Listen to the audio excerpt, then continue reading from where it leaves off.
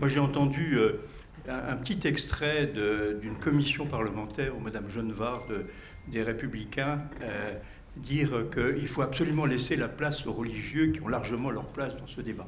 Donc c'est sûr que le poids des religieux va être très fort, en particulier dans certains groupes politiques. Mais je me permettrai de revenir un peu en arrière et de m'adresser à Jean-Claude Boal sur un autre aspect. On comprend très bien, parce que c'est une tradition de ce monde religieux, leur intervention sur ces questions de l'IVG, sur les questions de la fin de vie, etc.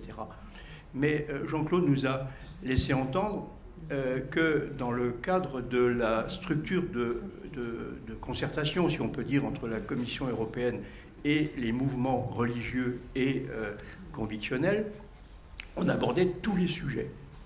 Et il a cité notamment le pacte vert ou l'Ukraine.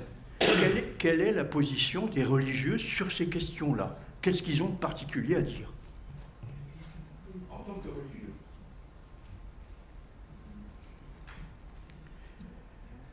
Mais sur la démocratie, ils nous disent qu'ils sont des démocrates et qu'ils sont pour effectivement la démocratie.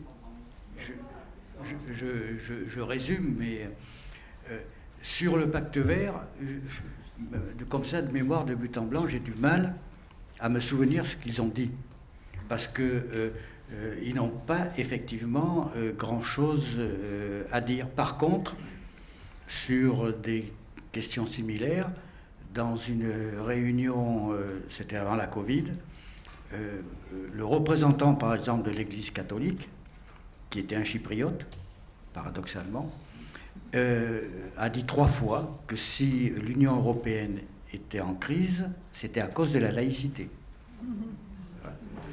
Et, ce qui est une évidence pour tout le monde, sans démonstration, mais bon, ce qui a valu qu'il a fallu quand même lui expliquer ce que c'était que la laïcité. Et je lui ai même proposé qu'on lui fasse une petite formation sur ce sujet. Mais voilà, on est dans des idéologies de ce type-là, où il y a eu une séance sur l'intelligence artificielle et une communication de la Commission sur l'intelligence artificielle pour préparer les textes qui ont été adoptés par rapport au contrôle, etc., du numérique. Et là, ce qu'on a entendu de toutes les religions, c'est il faut respecter la dignité de l'homme, parce que l'homme a été fait à l'image de Dieu, et respecter la dignité de l'homme, c'est donc respecter la dignité de Dieu.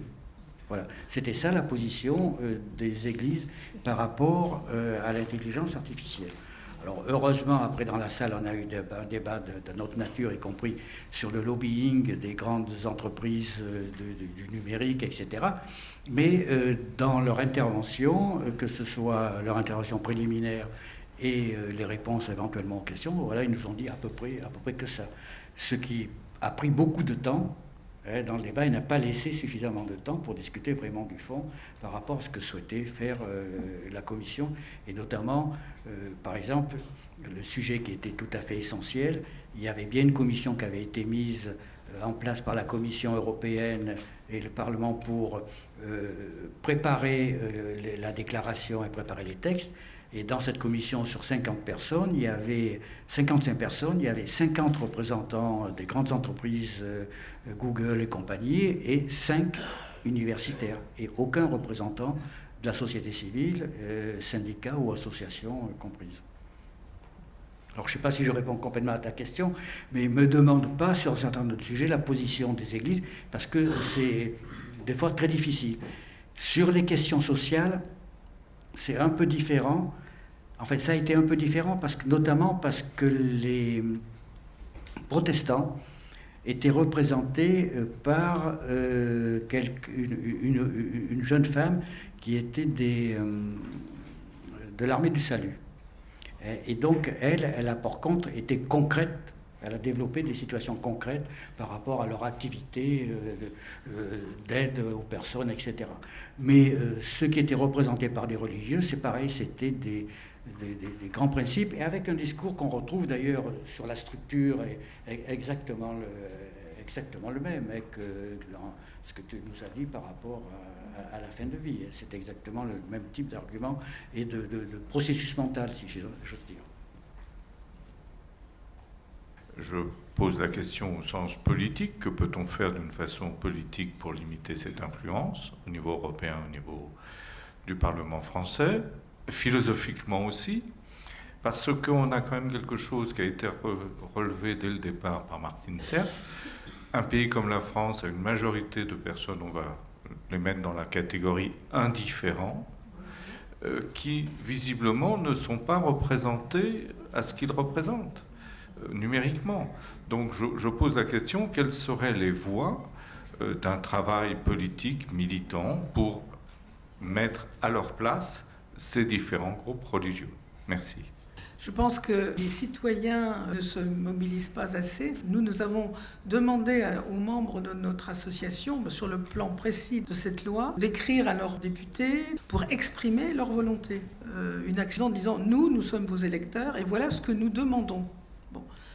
C'est très modeste comme action. Nous-mêmes, nous avons envoyé aux députés la semaine dernière notre proposition de loi assortie d'une série de questions qu'on pose. On va continuer d'ailleurs par d'autres documents à envoyer par lettre, d'ailleurs pas par mail, mais par lettre qui arrivera dans les boîtes postales des députés. Je pense que des écrits papier, ça reste plus finalement. Je pense que le citoyen aujourd'hui ne se mobilise pas assez. C'est ça le problème. Et il compte peut-être dans les associations, il compte sur quelques poignées de militants, en les remerciant, mais disons la base. Par exemple, demain, si on devait faire une manifestation, s'il y a un point dur de discussion dans l'Assemblée sur cette loi, par exemple. Si par exemple on n'arrive pas à faire bouger, qui est dans le projet de loi environnementale, le pronostic vital à moyen terme, qui semble-t-il ne va pas au-delà de quelques mois. Donc ça veut dire que toutes les malades de maladies dégénératives, eh bien, ils sont exclus et ils continueront à venir nous voir pour qu'on les aide à partir en Belgique ou en Suisse, ce qu'on fait beaucoup aujourd'hui. Donc c'est un échec. Si on n'arrive pas à bloquer ça, à changer ça, et qu'on demande à nos adhérents de manifester, honnêtement, je ne sais pas combien de gens on trouvera dans la rue. Alors, voilà, donc c'est ça, je pense qu'il y a... Alors, je pense que la voix, malheureusement, c'est un peu dommage. La voix qu'on entend des citoyens, c'est les sondages. Et finalement, pour la fin de vie, c'est des sondages, disons, qui sont après communiqués par nous, par la DMD, etc., en disant il y a 80% de gens. C'est les sondages qui, finalement, sont l'expression des citoyens. C'est un peu dommage. C'est un peu dommage qu'on en soit là et que finalement le gouvernement certainement regarde les sondages et je pense que s'il a publié cette loi un peu précipitamment, honnêtement, on ne le prévoyait pas aussi vite, c'est parce qu'il s'est dit il y a quelque chose qui bouge dans l'opinion, etc. C'est dommage qu'on ne trouve pas autre chose que ça, quoi. D'une part, il y a une première phase, c'est qu'il faut faire connaître les choses. Si je demande combien d'entre vous connaissez le dialogue, l'article 17 dans la salle, c'est pas sûr que j'aurais beaucoup de mains qui se lèveraient. Or, ça fait partie quand même des questions de fonctionnement de l'Union européenne. Et c'est effectivement compliqué. La deuxième question auquel on est confronté, c'est que, au niveau européen en tout cas, il faut participer à ce dialogue et il y a trop peu d'associations laïques qui y participent. Alors j'ai parlé d'Égal, bien entendu, parce que nous sommes à Égal. Il y a des réseaux de la franc-maçonnerie qui y participent régulièrement. Le CAL et un certain nombre d'organisations donc, laïques belges, parce qu'il y a le CAL et l'équivalent flamand, imprononçable, donc je ne le prononce pas. Mais on n'est pas suffisamment nombreux, c'est évident. Il y a la Fédération humaniste européenne aussi, mais je pense qu'il y a un travail plus important à faire. Parce que par exemple, suite à des débats sur les discriminations, nous avons réussi dans le débat à obtenir une séance spécifique sur la discrimination des athées à travers le monde et à travers l'Europe. Avec une un résultat où les institutions communautaires, en tout cas le Parlement, étaient tout à fait surpris de ce qu'on leur a dit, en leur disant que ce sont finalement les plus discriminés. Donc, et on a développé, bien entendu, on ne s'est pas contenté d'affirmer, on a développé dans un texte et dans les interventions. Voilà. Donc, voilà. Troisième volet, je pense qu'on est insuffisamment présent sur ces questions-là également au niveau national et au niveau gouvernemental national, y compris au regard du travail à faire dans les institutions européennes. Et d'ailleurs, ce n'est pas seulement sur la laïcité, la société civile est très absente sur les vraies politiques européennes et comment on peut intervenir sur les politiques européennes en France, notamment. Et je me contenterai de ça. La quatrième idée, c'est de sortir de l'idée qu'en France, nous sommes l'exception. Si j'ai commencé par dire que tous les pays de l'Union européenne étaient membres de la Convention de défense des libertés et des droits fondamentaux européennes, c'est justement parce que tous reconnaissent la liberté de pensée et de conscience. Et c'est un des fondements. Et j'ai bien précisé qu'on avait un débat important à mener là-dessus pour ne pas retomber simplement dans la liberté religieuse, comme le font les institutions communautaires et la pensée anglo-saxonne majoritairement. Donc il faut renverser, et nous pouvons avoir des alliés. Là, on est en train d'essayer de mettre en place un réseau d'associations laïques au niveau européen, de façon à développer la bataille à mener sur les questions européennes. Alors, c'est pas simple, parce que la mise en pratique est difficile. Je pourrais préciser comment ça se passe dans plein de pays sur la présence de cours de religion à l'école dans certains pays, le concordat dans d'autres, comment on traite la question du voile. Même sur la question du voile, un bon tiers des pays de l'Union européenne le traitent en fait exactement comme la France par la loi et par l'interdiction dans les écoles. Or ça, on n'en parle pas. Au contraire, même dans le Monde et dans la presse française, on nous dit le contraire. On nous dit que la France est un cas particulier et regardée de drôle de façon par rapport aux autres pays. Or, c'est pas aussi simple. Vous avez l'Allemagne. Alors, c'est compliqué, parce que l'Allemagne, il faudrait... c'est les Länder qui sont responsables de ça, mais vous avez des lois en Allemagne, en Belgique, aux Pays-Bas, au Royaume-Uni, etc.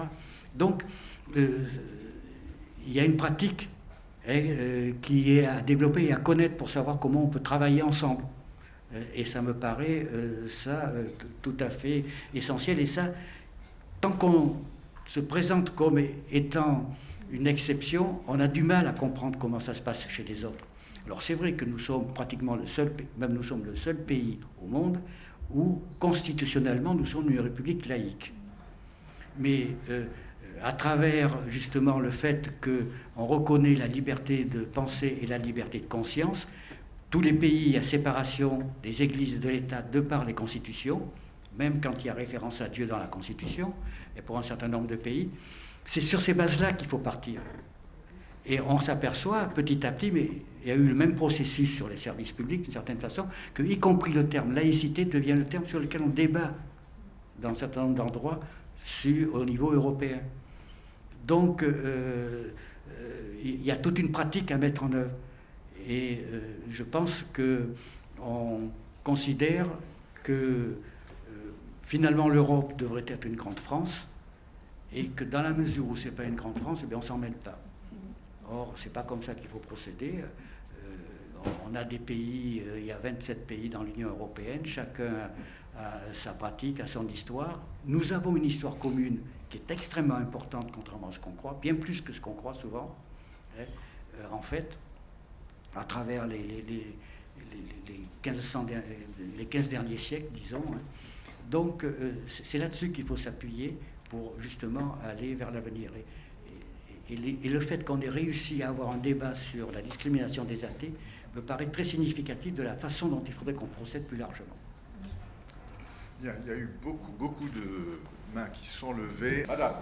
Bonjour, je voudrais reprendre ce qu'a dit Annie Vallée. Naturellement, je suis complètement d'accord sur ce poids et cette influence des religions. Elle s'interrogeait pourquoi cette loi, le projet était repris en mars. Mais je pense que le président Macron est de lui-même profondément opposé. Il est très réactionnaire et très conservateur. Donc j'ai l'impression que, j'en ai entendu un peu parler, s'il a repris cette loi, c'est pour que ce projet soit présenté en juin, je crois que c'est vers le 2 ou 3 juin, et que ça se télescope ça perturbe les élections européennes. Vous voyez, c'est un peu, il fait toujours comme d'habitude, et essaye de brouiller les choses, et je pense que ça peut être ça, je pose la question. Et deuxième point que je voulais aborder, c'est que non seulement les religions sont là, vent debout, pour s'opposer au droit de choisir sa mort, mais on se servait aussi récemment de Robert Badinter, de ce qu'il avait dit une fois en disant « Moi, je suis contre la peine de mort et contre la peine de mort de choisir sa mort. » Et alors, Elisabeth Badinter a fait une tribune dernièrement pour protester en disant si Robert était encore vivant, il serait pour cette loi et pour le droit de choisir sa mort. Voilà, donc je suis tout à fait avec le combat, et c'est vraiment les religieux, et je pense que Macron est vraiment... voilà. Excusez-moi, mais je vais demander à tout un chacun de faire un peu plus bref si on veut donner la parole à tout le monde. Ce que j'ai entendu assez longuement d'ailleurs en tout début, c'est en fait la grande confusion qui règne en particulier dans la communauté européenne, pas seulement, aussi au point de vue national. Donc dans cette grande confusion que vous avez bien exprimée, c'est pas le tout, il faut en trouver un petit peu un petit peu la leçon de ça. Et c'est vrai que il y a dans la représentativité, je veux dire que puisqu'on est une démocratie représentative, cette représentativité, elle n'existe pas. Hein. Vous dites très bien, les sondages ne sont pas du tout du même ordre. Donc, quand on voit un tel contraste entre les sondages et les décisions apportées, ou même ce que l'on fait entendre, ça veut dire qu'il y a quelque chose de confus et quelque chose qui ne fonctionne pas. Hein. Alors, quelque chose qui ne fonctionne pas, qu'est-ce qu'on peut... Surtout sur des sujets, par exemple, comme la fin de vie, ouais, comme les migrants, c'est pareil, hein. On est toujours dans les 70-80%, et pourtant, dans la démocratie représentative, non, c'est pas ça. Donc il y a un déphasage complet entre la représentativité, alors pour quelle raison? Peut-être que les représentants, pour un petit déjeuner qu'ils dégustent, ils vont voter mieux, je ne sais pas. En tout cas, les non-religieux ne sont pas présents. Parce que même vous, dans vos façons au pluriel, hein, d'exprimer cette confusion, vous dites d'un côté il y a les religieux, de l'autre côté les laïcs. Mais non, c'est pas ça. Les laïcs, ils représentent aussi les religieux. Je ne sais pas, ils représentent tout le monde, les laïcs. Ceux qui sont absents, c'est comme il a été dit, c'est les athées, c'est les non-religieux. C'est là qu'il y a un grand manque. Et pour commencer, il faut bien nommer les choses. Il faut nommer les choses et ensuite, il faut voter. Le vote, à mon avis, il ne pourra jamais se faire, ou alors peut-être dans un siècle, d'une façon adéquate avec le peuple. Alors pourquoi tout simplement ne pas exiger des référendums? Une démocratie participative serait sûrement plus habile pour régler ce problème-là très rapidement. Là, on ne ferait plus de confusion, on ne ferait plus de baratin très long. On fait un référendum ou plusieurs, parce que là, pour le coup, il y en a plusieurs à faire. Mais ce n'est pas parce qu'on ne connaît pas, comme vous avez dit tout à l'heure, la loi telle de la Convention européenne qu'on ne peut pas avoir un avis là-dessus. Hein. Donc, voyons les solutions rapides. Les athées peuvent se faire entendre, ils sont présents. Pourquoi ne le fait-on pas? Il y a donc la Belgique a été pionnière dans la question de la fin de vie, et c'était, je crois, une clinique catholique qui le pratique en plus. Alors je voudrais savoir, il y a eu, il y a quelques années, un long débat en Belgique sur la question de l'euthanasie des jeunes et aussi des personnes souffrant de maladies mentales. Donc vous avez parlé que vous aviez donné vos préconisations à la Commission ou bien au Parlement. Je voudrais savoir quelle est votre position par rapport à la question des jeunes, à la question des personnes atteintes d'Alzheimer, parce que dans la proposition de loi qui est faite, là, qui est en train d'être débattue, il est dit qu'il fallait que les personnes qui demandent l'aide à mourir devaient être conscientes. Or, il est évident que, notamment dans notre population qui vieillit beaucoup, il y aura de plus en plus de personnes qui arriveront face à la mort sans être en capacité tout à fait conscientes. Donc je voudrais savoir quelle est votre position là-dessus, parce que moi je me pose la question sur les déclarations anticipées. Quand on est bien, on dit oui, je ne veux pas d'acharnement, je veux l'euthanasie. Mais si on arrive à l'hôpital et qu'on n'est pas du tout en capacité, je voudrais savoir quelles sont vos propositions là-dessus.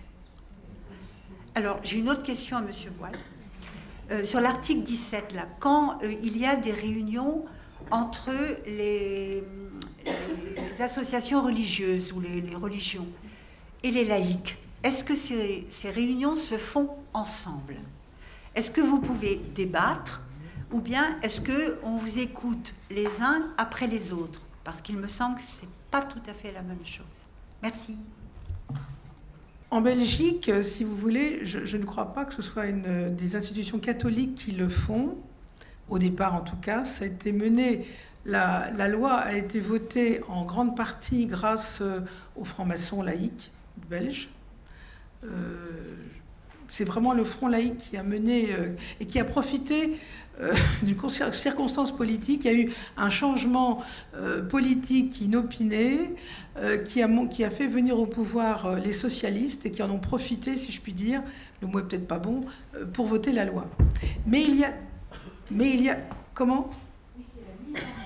Mais alors, il y a eu, en même temps que la loi sur l'euthanasie, parce que les Belges appellent ça l'euthanasie, ils ne s'emparent pas de mots compliqués, si je puis dire, il y a eu un vote d'une loi pour le droit des malades, un vote d'une loi sur le droit des malades à choisir, notamment contre l'acharnement thérapeutique. À un moment donné, je veux arrêter les traitements cliniques parce que j'estime que c'est pas nécessaire. Et d'ailleurs, en Belgique, il y a deux directives anticipées. Une directive anticipée qui concerne l'arrêt des traitements et une directive anticipée qui concerne la demande de l'euthanasie. Et puis, il y a eu également une loi développant les soins palliatifs. Donc, il y a eu 3 lois votées simultanément. Les soins palliatifs, le droit des malades et donc l'euthanasie. Voilà. Il y a toujours en Belgique, et c'est ça, une opposition catholique. Et d'ailleurs, dans la presse, et d'ailleurs les opposants en France en saisissent, des gens qui critiquent la loi telle qu'elle est aujourd'hui. Et il y a toujours en Belgique le risque pour les médecins, s'ils sortent de la loi qui a été signée, d'avoir des procès. Il y a eu quelques procès de médecins belges parce qu'ils n'avaient pas respecté la loi telle qu'elle était. Donc on ne peut pas dire qu'en Belgique, on fait n'importe quoi. Alors, je vous prie de m'excuser, je vais être obligée d'intervenir parce que nous approchons de la fin de la table ronde et là nous abordons un autre sujet qui est le contenu du projet de fin de vie et ce n'est pas vraiment le sujet de notre colloque, donc je préférais qu'on se recentre un peu sur notre sujet si vous voulez bien. Alors ce que je voulais dire simplement, c'est qu'il y a aujourd'hui une association européenne qui s'appelle Humans, qui est apparemment menée par l'Italie, et qui justement a cette volonté de rassembler les laïcs. Et notamment sur la fin de vie, ils ont lancé une pétition auprès de l'Assemblée européenne, de l'Assemblée européenne, pour demander que ce droit à choisir soit dans toute l'Europe. Alors c'est peut-être l'espoir d'un mouvement, je sais, voilà, je voulais simplement le dire avant de vous laisser. Madame, ensuite Madame, et 2 messieurs, et ce sera terminé. Madame d'abord. Merci. Moi, je suis Nadia Alfani, la présidente de Laïcs sans frontières, LSF, qui est une jeune association. Et alors, nous, on essaye de faire que ce qu'on appelle en France la laïcité, et qu'on répète à tout va que nous sommes les seuls à avoir ça dans le monde. Je trouve que, au contraire, c'est contre-productif. Excusez-moi, mais j'aimerais qu'au contraire, on essaye de rassembler tous les pays qui peut-être n'ont pas mis dans leur constitution le mot laïcité, mais qui ont quand même des pratiques laïques. Et je pense qu'il y en a beaucoup à travers le monde, et que ça serait bien qu'au contraire, on se solidarise de tous les autres pays qui prônent la séparation de la religion et du politique, enfin d'autres formulations que de dire la laïcité, et même par rapport au combat qu'on mène, enfin aux luttes qu'on mène à l'intérieur même de la France, où on voit que, par exemple, la jeunesse critique la laïcité en ne sachant pas de quoi il s'agit. Peut-être que, justement, il faut qu'on prenne de plus en plus des synonymes pour parler de la laïcité, quitte à revenir à la fin pour dire ce qu'est la laïcité. D'ailleurs, c'est le sens de l'appel de Paris, où on énumère d'abord pourquoi on réclame la laïcité à travers le monde.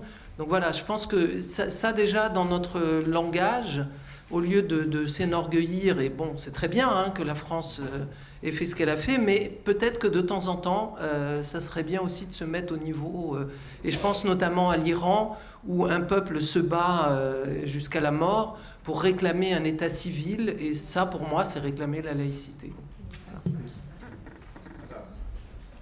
Françoise Grège, bonjour. Citoyenne pour l'Europe.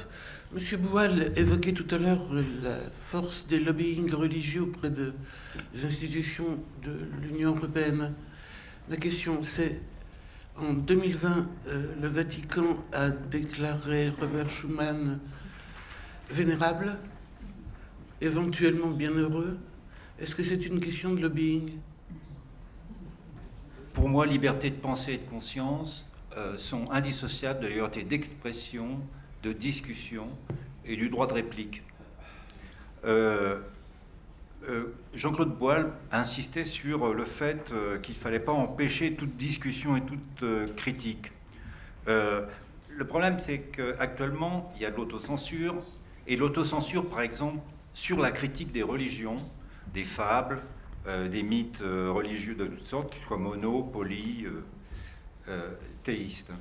Et ça se passe au nom du respect des religions. Alors on peut critiquer, mais des organismes religieux, quand ils sont contre la loi, mais il est très difficile, voire impossible, publiquement, de critiquer en détail les mensonges, les illusions religieuses, malgré toutes les données que nous apportent l'histoire, l'archéologie, les sciences, etc.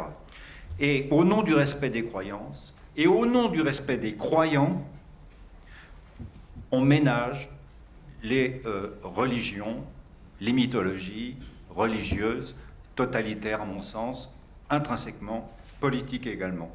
Voilà le problème. Donc les critiques athées, anti-religieux, non pas pour empêcher les gens de croire, pratiquer le culte de l'oignon, par exemple, ou qui existait, d'après Guy Breton, je crois, dans les années, à Paris, dans les années 80, le culte de l'oignon, le culte de la petite souris, bon, tout à fait possible, même de faire du prosélytisme. Le problème, c'est le droit de critiquer les fondements illusionnistes de ces croyances, quelles qu'elles soient, évidemment, en acceptant la discussion. Et j'avais juste une petite demande de précision à Annie Valette sur un chiffre qu'elle a communiqué tout à l'heure en parlant... C'est ici. En parlant de la Suisse, de la Belgique, du Canada, vous disiez finalement ça ne représente que 2, 3%, 7%. Est-ce que vous pouvez compléter la statistique pour qu'on puisse s'en resservir éventuellement? Alors, parce pas la Suisse, j'ai pas nommé la Suisse, qu'on n'a pas les statistiques, mais la Belgique, c'est 2,1%. Mais de quoi en 2,1% des morts. Des décès, tous les décès, oui, ça fait 2,1%. Les Pays-Bas, c'est 3,3%, enfin je pourrais vous 3%, enfin quelque chose comme ça, hein, 3,1% je crois aussi, et le Canada 7%. Donc ça n'excède pas, ça n'atteint pas 10% des morts de l'année. D'accord. Ça aurait pu être les morts à l'hôpital, en fin de vie. Non, c'est l'ensemble des morts, l'ensemble des personnes décédées. Voilà. Marianne Bruck, autrice de Égalité, un courage politique.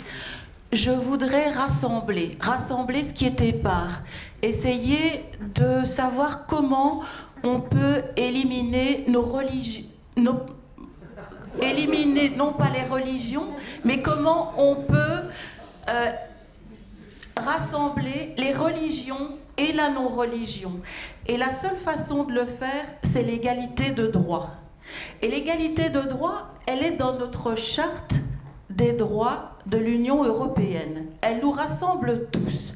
Et c'est cette égalité de droit qui, justement, peut nous permettre de dépasser nos différences.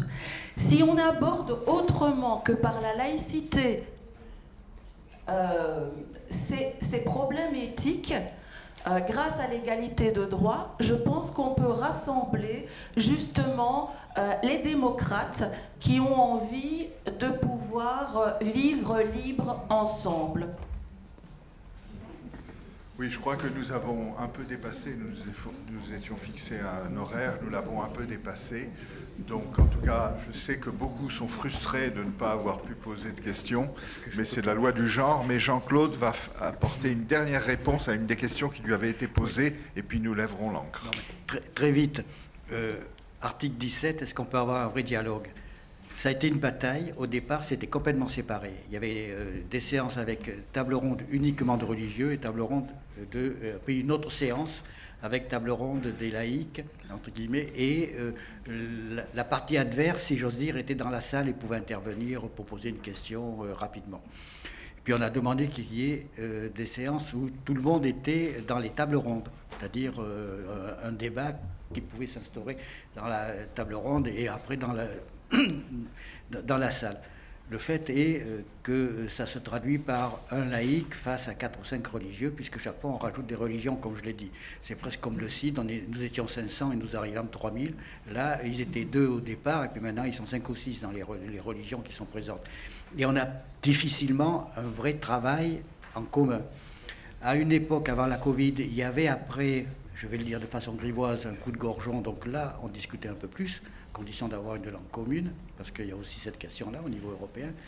Mais maintenant, il n'y a plus cette petite cérémonie. Ça se tient entre midi et 2 heures de façon très rapide. Les réunions sont de 2 heures. La dernière était de 3h30, elle s'est prolongée un peu, mais en général, c'est court. Donc, c'est effectivement difficile et je pense qu'il va falloir qu'on réfléchisse à une nouvelle méthode de travail dans cet article 17, puisqu'il est dans le traité et quand même qu'on a intérêt à y participer. Je partage par ailleurs tout à fait l'idée, et c'est ce que j'ai voulu, c'est ce que j'ai dit tout à l'heure, qu'effectivement, il fallait qu'on sorte de cette idée qu'on est complètement exceptionnel en France avec notre laïcité. Et donc, je ne reviens pas là-dessus. Schuman et le Vénérable, ça fait très longtemps qu'il y a effectivement un lobbying, mais c'est auprès du pape, hein, et c'est fait par des religions et des forces politiques, y compris la démocratie chrétienne, pour que effectivement Schuman devienne saint.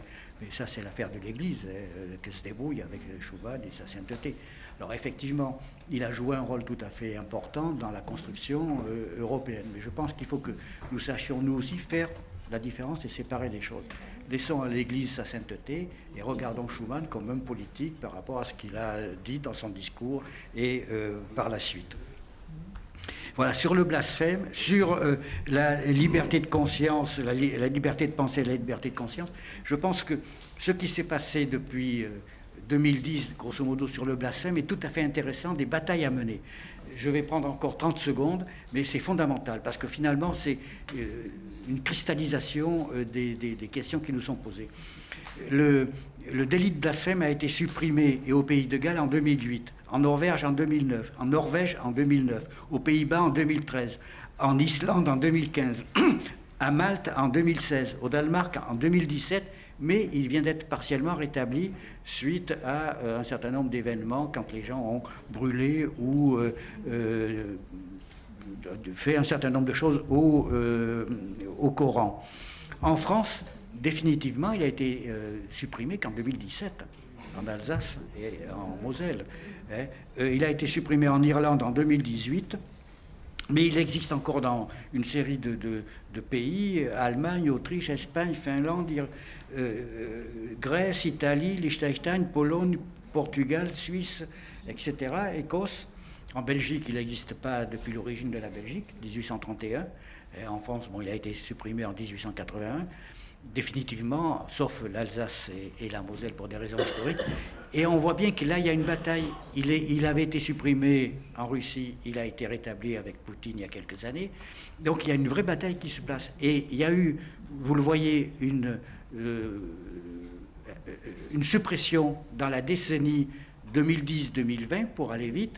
Et depuis 2020, il y a plutôt au moins une pause, voire une régression. D'où des batailles à mener de cette nature-là. Et je pense que c'est aussi par rapport au droit, sur des batailles de ce type-là, qu'il faut s'accrocher, y compris pour que les athées et la critique des religions, et de toutes les religions, et là-dessus il ne faut pas céder. Alors, j'ai parlé de l'islamophobie, on voit bien comment on utilise ce terme-là pour empêcher toute critique de l'islam, mais aussi de toutes les religions, en fait. Donc il y a des batailles à mener de ce type-là et qui sont essentielles parce que ça se ramène au droit, effectivement. Et voilà, on pourrait continuer, mais il y a une autre table ronde, il faut lui laisser de la place. Bien, je vais terminer.